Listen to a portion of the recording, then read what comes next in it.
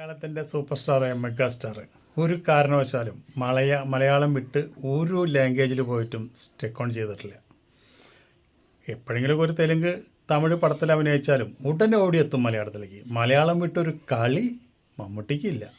പക്ഷേ ദുൽഖർ അതുപോലെയല്ല. ദുൽഖർ കണ്ണു മുഴുവൻ ഹിന്ദി, തമിഴ്, തെലുങ്ക്, കന്നഡ ഇങ്ങനെയുള്ള ഭാഷകളിലേക്കാണ്. ഇത് അപകടമാണ് മോനെ. ഇപ്പോൾ മോൻ്റെ ഒരു പുതിയ പടം വന്നല്ലോ, ആ പടം നമ്മൾ കണ്ടു. എന്നെ പാടാ അത് 10 പൈസയ്ക്ക് കൊള്ളില്ല. ഇനിയിപ്പോൾ അതിനെപ്പറ്റി ഒന്നും കൂടുതൽ പറയണില്ല, കാന്തയായിട്ട് പോട്ടെ. പക്ഷേ ദുൽഖർ ഒരു കാര്യം മനസ്സിലാക്കണം. എന്താണെന്ന് വെച്ചിട്ടുണ്ടെങ്കിൽ അന്യഭാഷക്കാർ 2 സിനിമ പൊട്ടിക്കഴിഞ്ഞാൽ നിന്നെ പുറം കാലക്ക് തല്ലി ഓടിക്കുക അവിടെ നിന്ന്. അപ്പോഴും നിന്നെ മാറോട് ചേർത്ത് പിടിക്കാൻ മലയാളികളുണ്ടാവുള്ളൂ.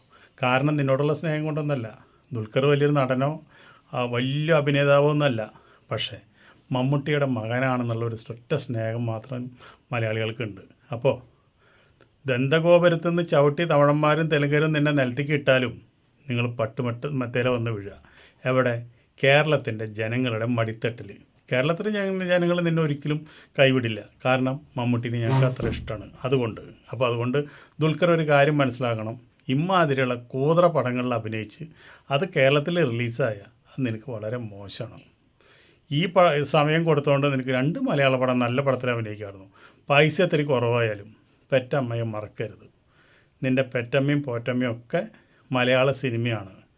അതുകൊണ്ട് തമിഴന്മാരും തെലുങ്കന്മാരും ചവിട്ടി പുറത്തുപോകുന്ന കാലം വിദൂരമല്ല.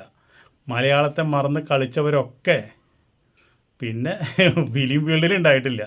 ഇതൊരു താക്കീതായിട്ട് വെച്ചോ. പക്ഷേ നമ്മൾ ദുൽഖറിനെ സ്നേഹിക്കുന്ന ദുൽഖർ വലിയ നടനോ അല്ലെങ്കിൽ ഓസ്കാർ മേടിക്കുക അല്ല ഒരു വേറെ അവാർഡ് മേടിക്കുന്ന നടനമായിട്ട് പോലും ഇല്ല.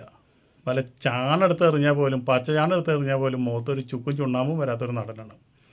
അത് വലിയ മഹാനടന്മാരുടെ മക്കളൊക്കെ ആ സ്ഥിതി തന്നെയാണ്. ഒരാൾ മാത്രം എടുത്ത് പറയാനില്ല.